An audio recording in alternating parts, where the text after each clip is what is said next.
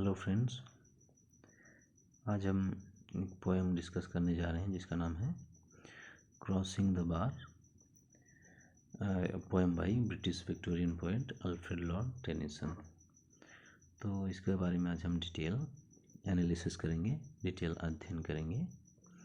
तो चलिए देखते हैं इस पोएम को। सबसे पहले इस पोएम को, इसके टाइटल को देखते हैं, क्रॉसिंग द बार।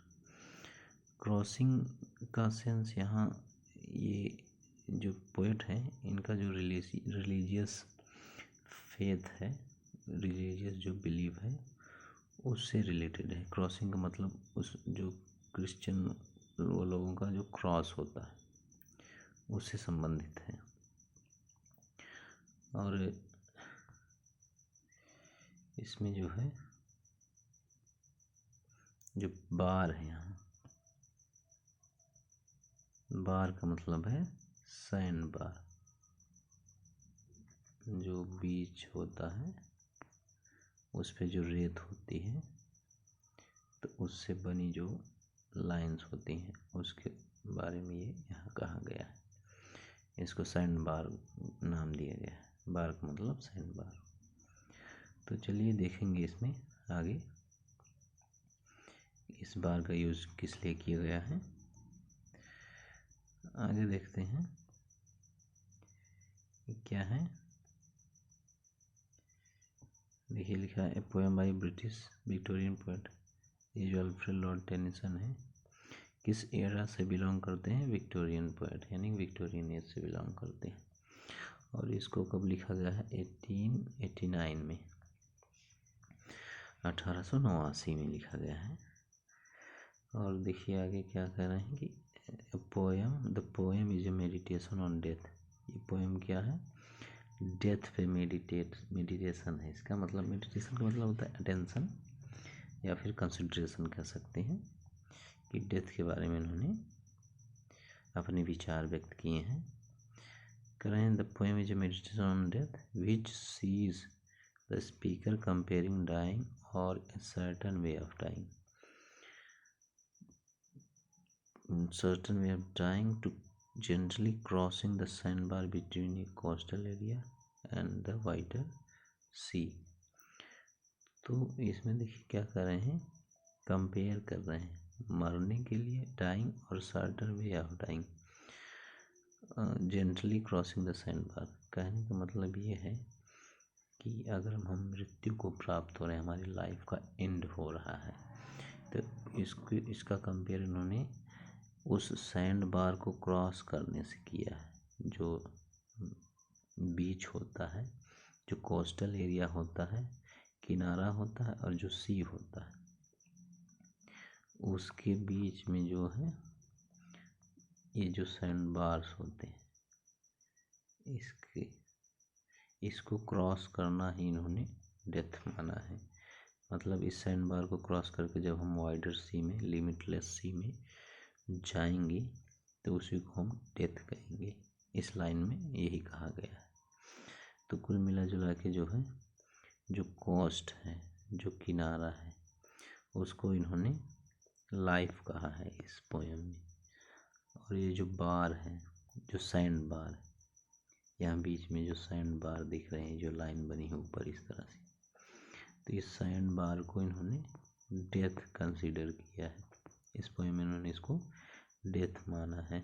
और जो सी है, इस सी को इन्होंने आफ्टर लाइफ माना है। आफ्टर लाइफ मतलब डेथ के बाद की जो हमारा जीवन होता है उसको इन्होंने बताया है। तो इसमें जो है आगे पोएम में इसके बारे में बताएंगे कि कैसे कैसे हम इस सैंड बार को क्रॉस करके उस सी में जाएंगे, उस समुद्र में जाएंगे। मतलब अपने इस लाइफ का अंत करने के बाद हम जो है उस शाश्वत जीवन को प्राप्त करते हैं, उस जो इटर्नल लाइफ को प्राप्त करते हैं। तो आगे देखिए क्या कह रहे हैं, कि कह रहे हैं it is a poem that argues that death is in fact a kind of comfort. तो कह रहे हैं कि डेथ क्या है? एक प्रकार का कंफर्ट है। कैसा कंफर्ट है? कंफर्ट कहने का मतलब यहाँ ये है कि डेथ के बाद हमको किसी प्रकार की कोई चिंता नहीं रहती है, किसी प्रकार का कोई हमको जो है स्ट्रेस नहीं रहता है। क्यों नहीं रहता है? क्योंकि डेथ के बाद हमको किसी प्रकार का काम नहीं करना पड़ता है, किसी के बारे में सोचना नहीं पड़ता, फैमिली लाइफ स्ट्रगल ये सब करना नहीं पड़ता। तो एक टाइप का क्या है, हमको कंफर्ट मिल जाता है। और ये कंफर्ट जोन क्यों है? इनका रिलीजियस फेथ है इसमें, आफ्टर लाइफ में। तो इसके लिए जो है इन्होंने ये कंफर्ट जोन बताया है अपने आफ्टर लाइफ को, मतलब डेथ को बताया है। क्या बताया है कि ये क्या है, ये कंफर्ट जोन है जो डेथ है। और आगे देखिए कह रहे हैं कि speaker wants to die quietly and gently without fear. जो है पोएट क्या करना चाह रहा है कि जेंटली जो है मरना चाह रहा है। Reassured by the knowledge that what comes next is a meeting with God. तो रीअश्योर्ड कर रहे हैं, मतलब एक टाइप का विश्वास दिला रहे हैं आपको कि क्या मिलेगा। हम जानते हैं कि हमको क्या मिलने वाला है। Is meeting with a god, जो है आफ्टर लाइफ में हमको क्या मिलेगा कि हम भगवान से मिलने जा रहे हैं, भगवान को प्राप्त हो जाएंगे, भगवान से हमारी मुलाकात हो जाएगी। तो इनके लिए अच्छा ही रहेगा, क्योंकि जिसके लिए मनुष्य पूरी लाइफ जो है स्ट्रगल करता है, अल्टीमेटली उनको हम प्राप्त हो जाएंगे, उनको हम दर्शन कर पाएंगे। और आगे देखिए क्या कह रहे हैं कि the poem crossing the bar is an example of extended metaphor. देखिए मेटाफर जो है तो सिंपल मेटाफर होता है और एक एक्सटेंडेड मेटाफर होता है। सिंपल मेटाफर क्या है, जैसे life is but A walking shadow, ये सिंपल मेटाफर है। लाइफ को किससे जो है कंपेयर किया जाता है, वॉकिंग शैडो, वॉकिंग शैडो। और जो है एक्सटेंडेड मेटाफर क्या होता है, इसमें देखिए कह रहा है कि comparison between two things in A detailed way. Comparison तो होता है ये दो वस्तुओं में, लेकिन डिटेल्ड वे में होता है, ओवर मल्टीपल सेंटेंसेस। इसमें क्या होते हैं, मल्टीपल सेंटेंसेस का यूज़ किया जाता है। और ये यूज़ क्या होता है, पैराग्राफ में भी हो सकता है, even through out an entire work, या तो पूरे वर्क में जो है इस जो मेटाफर का यूज़ किया जा सकता है। तो सिंपल मेटाफर तो अभी बताया हमने, छोटा सा होता है, दो चीज़ों को कंपेयर किया जा रहा है। लेकिन एक्सटेंडेड मेटाफर क्या होता है, या तो एक मल्टीपल लाइंस में, या तो पैराग्राफ में, या तो पूरे वर्क में क्या किया जा रहा है, कंपेयर किया जा रहा है बिटवीन टू थिंग्स। और इसका एग्जाम्पल नीचे दिया गया है, arise fair sun and kill the envious moon. तो ये जो है विलियम शेक्सपियर का प्ले है रोमियो एंड जूलियट। उसमें जो है रोमियो जो है वो जूलियट को कह रहा है कि अराइज फेयर सन, कि उठो फेयर सन, मतलब उस जो है जूलियट की तुलना किससे की जा रही है, सन से की जा रही है। यहाँ तक तो ठीक है कि जूलियट की तुलना किससे की गई है, सन से, लेकिन उसको एक्सटेंड किया गया। आगे देखिए यहाँ तक और बढ़ा दिया गया। क्या कह दिया गया है कि किल द एनवियस मून, इस ईर्ष्यालु मून, ईर्ष्यालु चंद्रमा की क्या करो, इसको मार दो, किल कर दो। किल करने का सेंस क्या है यहाँ कि जब सन राइज होगा तो मून क्या हो जाएगा, अपने आप फेड हो जाएगा। तो वही कह रहे हैं कि इस जूलियट को कह रहे हैं कि जूलियट क्या है, सन है। और जब जूलियट उठेगी, नींद से जागेगी, तो सनराइज होगा, और जब सनराइज होगा तो मून क्या हो जाएगा, मून फेड हो जाएगा। तो यही यहाँ कह रहे हैं।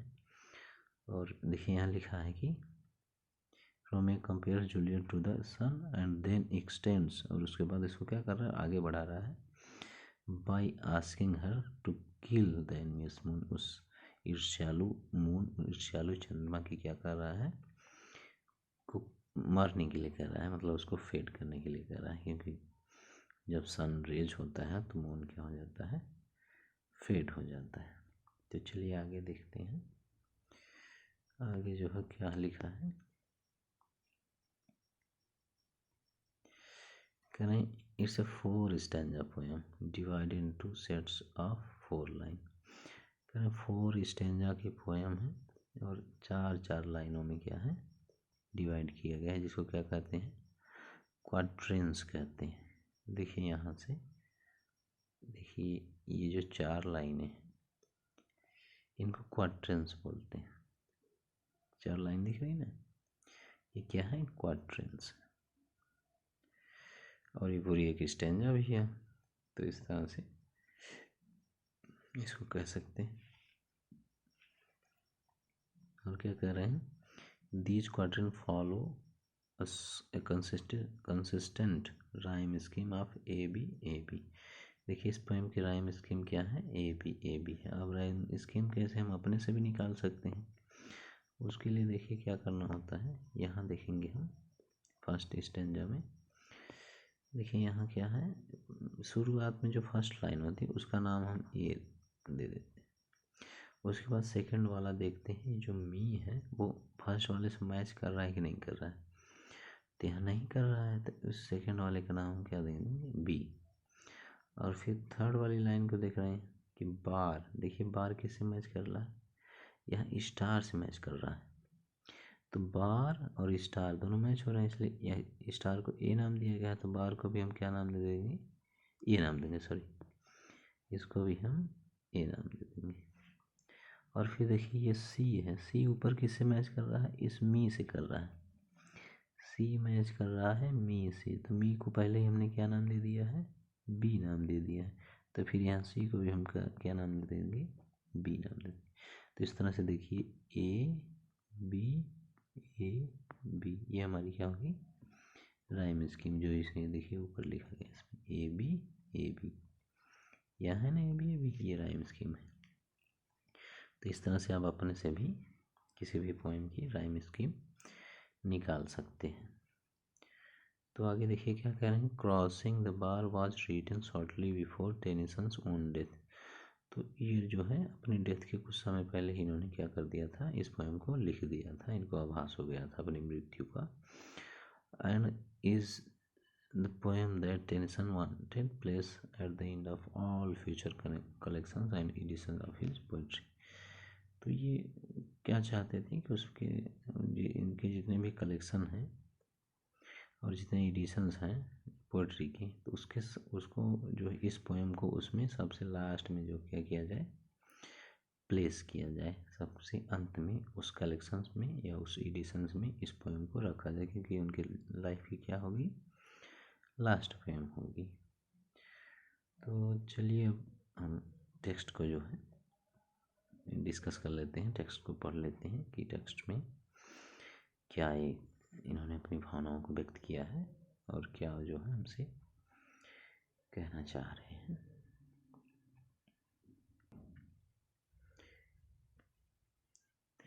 कह रहे हैं, sunset and evening star and one clear call for me and may there be no morning of the bar when I put out to sea. तो यहाँ देखिए क्या कर रहे हैं कि सनसेट, सनसेट का मतलब क्या हो गया, एंडिंग ऑफ द डे, मतलब दिन का जो है अंत हो चुका है। And evening star, evening star का मतलब क्या होता है, शाम को जो तारा निकलता है जिसको वीनस बोलते हैं, यानी कि शुक्र। तो सनसेट हो गया यानी कि डे का जो है अंत हो चुका है, दिन का अंत हो चुका है। और जो है इवनिंग स्टार जो है, इवनिंग स्टार क्या हो चुका है, अपीयर हो चुका है। वीनस जो है क्या हो चुका है, शुक्र, ये अपीयर हो चुका है। और कह रहे हैं कि वन क्लियर कॉल फॉर मी, और एक जो क्लियर कॉल है, क्लियर कॉल का मतलब एक फाइनल कॉल है, फॉर मी मेरे लिए एक फाइनल कॉल है। और वो कॉल कहाँ किसकी है, फ्रॉम गॉड, भगवान की जो कॉल है। भगवान एक ही बार कॉल करते हैं, एक ही बार बुलाते हैं हमको जीवन में, और वो कौन सी कैसी कॉल होती है, फाइनल कॉल होती है, अंतिम कॉल होती है। तो कह रहे हैं कि one clear call for me and may there be no morning, और कह रहे हैं कि और वहाँ पे there be no morning of the bar, कह रहे हैं कि मेरे बार के उस पार जाने से, यानी कि मेरे मृत्यु को प्राप्त होने से कोई क्या होनी चाहिए, नहीं होनी चाहिए, मॉर्निंग नहीं होनी चाहिए। मॉर्निंग का मतलब होता है लामेंट। मॉर्निंग क्या है? लामेंट है। किसी प्रकार का विलाप नहीं होना चाहिए, कोई दुख व्यक्त नहीं होना चाहिए। कब दुख व्यक्त नहीं होना चाहिए? When I put out to sea, मैं जब क्या करूँगा? पुट आउट का मतलब होता है एक्सटिंग्विश करना, किसी भी जलती हुई चीज़ को बुझा देना। यानी कि मैं जब अपनी जीवन की लौ को क्या करूँगा? बुझा दूंगा। और मैं कहाँ चला जाऊँगा? सी में। सी में जाने का मतलब है कि मैं आफ्टर लाइफ में प्रवेश कर चुका हूँगा, यानी कि मैं अपनी मृत्यु के बाद उस हेवन में चला जाऊँगा। तो वहाँ जाने के बाद क्या नहीं होना चाहिए? देयर बी नो मॉर्निंग, किसी भी प्रकार का लामेंट या वीपिंग या भी किसी भी प्रकार का विलाप नहीं होना चाहिए। तो देख लीजिए इस ओवरऑल स्टेंजा में क्या कहना चाह रहे हैं कि शाम हो चुकी है और इवनिंग स्टार अपीयर हो चुका है और एक फाइनल कॉल आ चुकी है मेरे लिए। कहाँ से? गॉड से। एक भगवान ने मुझे जो है बुला लिया अपने पास और कह रहे हैं कि किसी भी प्रकार का विलाप नहीं होना चाहिए मेरे, जब मैं कहाँ चला जाऊँगा, जब मैं मृत्यु को प्राप्त हो जाऊँगा, यानी कि मृत्यु के बाद मैं जो है अपने आफ्टर लाइफ में चला जाऊँगा, हेवन में चला जाऊँगा। और नेक्स्ट देखिए क्या कह रहे हैं। कह रहे हैं कि but such a tide as moving seems asleep, too full for sound and form, when that which drew from out the boundless deep turns again home। देखिए इसमें क्या कर रहे हैं कि but such a tide as moving, कह रहे हैं कि जो ये टाइड है इससे पहले क्या होती थी? मूविंग होती थी, मतलब उसमें वो होता था, जान होता था, वो अप डाउन करती थी। और इस समय क्या प्रतीत हो रही है? Seems asleep. इस समय कैसी प्रतीत हो रही है? मेरी स्लिपी प्रतीत हो रही है, मतलब मेरी डल प्रतीत हो रही है। ऐसा लग रहा है कि मानो सोई हुई हो। Too full for sound and form, इससे पहले क्या थी? ये फुल थी। किससे फुल थी? साउंड से एंड फॉर्म से। फॉर्म, फॉर्म क्या है यहाँ? फॉर्म एक प्रकार का वही जो झाग बनता है पानी में अप डाउन करने से, लहरों के ऊपर नीचे जाने से जो फेम बनता है, फैन बनता है, उसी को फॉर्म बोलते हैं। तो कह रहे हैं कि too full for sound and form, इससे पहले क्या था? यहाँ पर बहुत साउंड था और बहुत फॉर्म था। किसमें? ये जो टाइड में। तो यहाँ जो है लाइफ का कंपेयर कर रहे हैं इस टाइड से, कि टाइड क्या है? लाइफ है। लाइफ में बहुत सारे उतार चढ़ाव होते रहते हैं ना, तो उसी को कह रहे हैं कि पहले क्या था? बहुत मूविंग प्रतीत होती है, लेकिन अब कैसी प्रतीत हो रही है? अब स्लीपी, अब स्लीप लग रही है। लग रहा है कि मानो अभी क्या हो रहा है?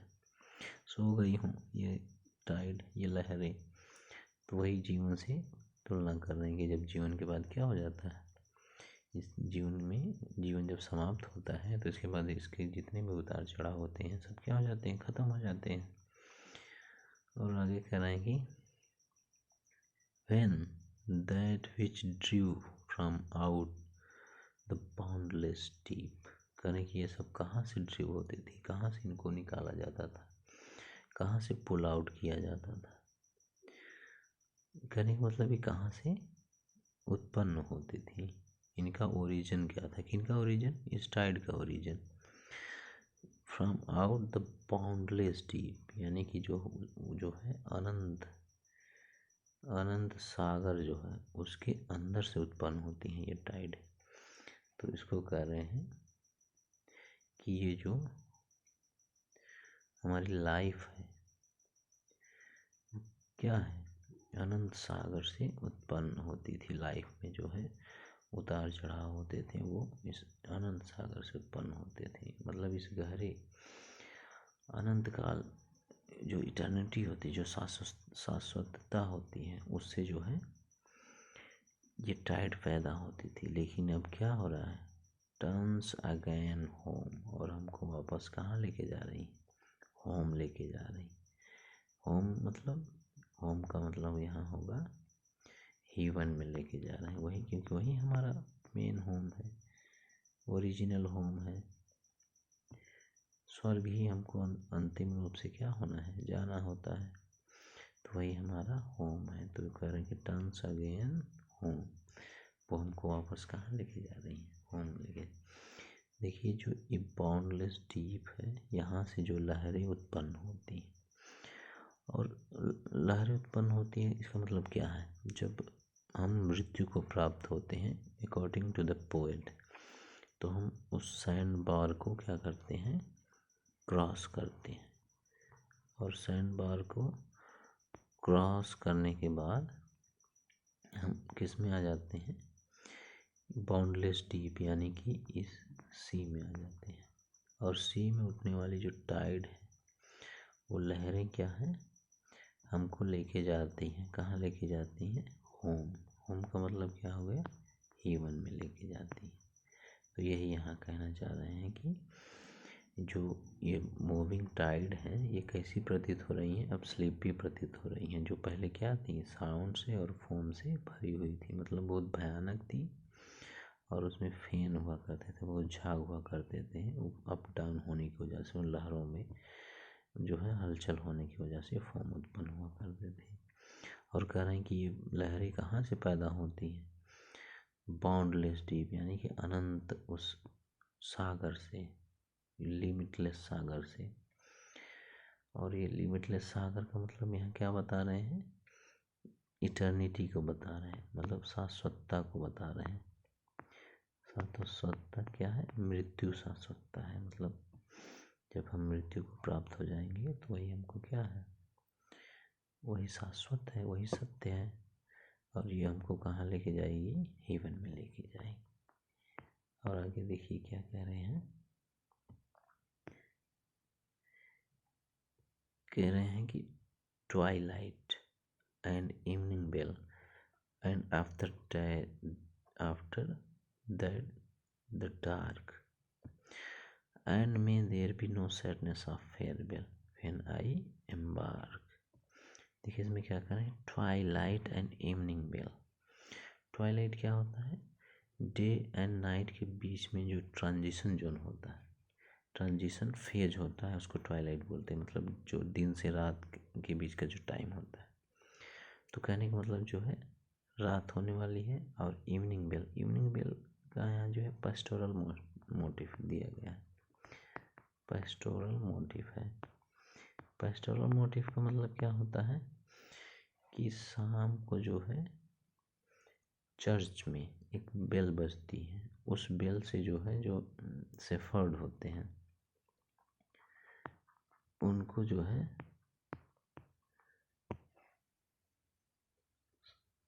उनको पता चल जाता है कि अब हमको कहाँ जाना है,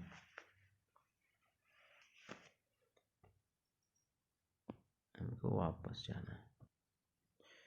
उनको पता चल जाता है कि हमको कहाँ जाना है, अब घर जाने का टाइम हो गया है, इस इवनिंग बेल से। और साथ साथ जो शेफर्ड होते हैं, जो उनके साथ जो उनकी कैटल्स होती हैं, जो शिप वगैरह होती हैं, वो भी इस बेल के साथ उनका भी एक मतलब एक ट्यून होता है, कंडीशनिंग होती है कि इस बेल को सुनते ही वो भी जो है बिना उनको डायरेक्शन दिए ही वो वापस कहाँ, होम की तरफ चलने लगती हैं। तो वही पोएट कह रहे हैं कि ट्वाइलाइट एंड इवनिंग बेल, मतलब डे और नाइट के बीच का जो है टाइम आ चुका है, और इवनिंग बेल भी बज चुकी है। And after that the dark करें, और उसके बाद क्या हो जाएगा, अंधेरा हो जाएगा। And may there be no sadness of farewell, यहाँ भी उसी का सेंस है कि कह रहे हैं कि किसी भी प्रकार का जो है सैडनेस नहीं होनी चाहिए। कब सैडनेस नहीं होनी चाहिए, फेयरवेल पे, जब मेरी विदाई हो रही हो तब किसी भी प्रकार का सैडनेस नहीं होना चाहिए। व्हेन आई एम्बार्क, एम्बार्क का मतलब क्या है, एम्बार्क का मतलब होता है सेट आउट। सेट आउट का मतलब क्या है, start a journey for somewhere, किसी स्थान के लिए क्या करना है, एक जर्नी स्टार्ट करना। तो जर्नी स्टार्ट करने का मतलब वही आफ्टर लाइफ वाली जर्नी। तो इस तरह से इसमें कह रहे हैं पोएट की जो है अंधेरा हो चुका है, शाम हो चुकी है और शाम की बेल भी बज चुकी है। और उसके बाद क्या हो चुका है, अंधेरा हो चुका है। और कह रहे हैं कि यहाँ के भी किसी प्रकार का कोई सैडनेस नहीं होना चाहिए। और सैडनेस किस पे नहीं होना चाहिए, मेरे विदाई पे, मेरे अंतिम विदाई पे, मेरी फेयरवेल पे, मेरी मृत्यु पे किसी भी प्रकार का कोई दुख व्यक्त नहीं होना चाहिए जब मैं क्या करूँगा, व्हेन आई एम्बार्क, जब मैं ये यात्रा प्रारंभ करूँगा। और आगे देखिए क्या कह रहे हैं कि for though from out our bourne of time and place, the flood may bear me far. I hope to see my pilot face to face when I have crossed the bar. तो इसमें क्या कर रहे हैं, देखिए from out our bourne of time and place, कह रहे हैं कि जो है from out our bourne of time and place, कह रहे कि मैं यहाँ से जो है फ्रॉम आउट, यहाँ से मैं चला जाऊँगा। कहाँ से चला जाऊँगा, our bourne of time and place, मैं यहाँ से ऐसी जगह पे जाऊँगा जहाँ पे टाइम और प्लेस का कोई जो है कंडीशन नहीं रहेगी, टाइम और प्लेस की कोई डेफिनेशन वहाँ नहीं रहेगी, जहाँ पर टाइम एंड प्लेस एग्जिस्ट ही नहीं करता। यानी कि हेवन में जाएंगे, हेवन में किसी भी प्रकार का कोई टाइम नहीं होता है ना। कहने का मतलब यह है कि I will go to the heaven where time and place and spare, I mean मतलब डायमेंशंस डू नॉट एग्जिस्ट। तो मैं ऐसी जगह पे जाऊंगा जहाँ पे टाइम और प्लेस और डायमेंशन जो है ये सब एग्जिस्ट ही नहीं करते हैं, सब उपस्थित ही नहीं होते हैं। और यहाँ देखिए कह रहे हैं कि द फ्लड में बियर मी फॉर। फ्लड क्या है, फ्लड वो वेव्स हैं जो समुद्र में वेव्स होंगी, क्योंकि हम बार को क्रॉस करके कहाँ जा रहे हैं, समुद्र में ही जा रहे हैं। तो समुद्र में जो फ्लड हैं, जो वेव्स हैं, कह रहे हैं मे बियर मी फॉर, मुझे बहुत दूर तक लेके जाएंगी। समुद्र में जो लहरें हैं मुझे कहाँ लेके जाएंगी, बहुत दूर तक ले जाएंगी। टेक मी वेरी फार, यानी कि बियर मी फार, मुझे बहुत दूर तक ले जाएंगी। I hope to see my pilot, और मैं आशा करता हूँ कि मैं किसको देखूँगा, माई पायलट। माई पायलट का मीन्स उस ऑलमाइटी गॉड को, उस परम पिता परमेश्वर को, उस शाश्वत भगवान को देखूँगा। कैसे देखूँगा, फेस टू फेस, आमने सामने देखूँगा। और कब देखूँगा, when I have crossed the bar, जब मैं उस बार को क्रॉस कर चुका होऊंगा, तो मैं अपने पायलट को, अपने ऑलमाइटी गॉड को, अपने भगवान को फेस टू फेस देखूँगा। तो देखिए इस स्टेंजा में ओवरऑल क्या करने की कोशिश कर रहे हैं कि मैं जो है यहाँ से चला जाऊँगा, कहाँ चला जाऊँगा, ऐसे स्थान पे जाऊँगा, ऐसी प्लेस पे जाऊँगा जहाँ पे टाइम और प्लेस या फिर डायमेंशंस इस प्रकार की कोई चीज़ एग्जिस्ट ही नहीं करती हो। और जो ये लहरें हैं मुझे बहाकर बहुत दूर तक ले जाएंगी। और कहाँ तक ले जाएंगी कि जो मैं अपने पायलट, मैं अपने भगवान को क्या करूँगा, आमने सामने देख सकूँगा जब मैं इस बार को क्रॉस करूँगी, यानी कि जब मैं मृत्यु को प्राप्त होऊंगा। तो ओवरऑल यही था इस पोएम में। इसमें रिलीजियस फेथ है पोएम के, अपने पोएट के जो है अपने पॉइंट ऑफ व्यूज हैं, और वो इसमें जो है बताने की कोशिश की हैं। तो दैट्स इट, अब इन करते हैं और फिर किसी वीडियो में जो है किसी नई पोएम के साथ फिर मिलेंगे। तो थैंक्स फॉर वॉचिंग।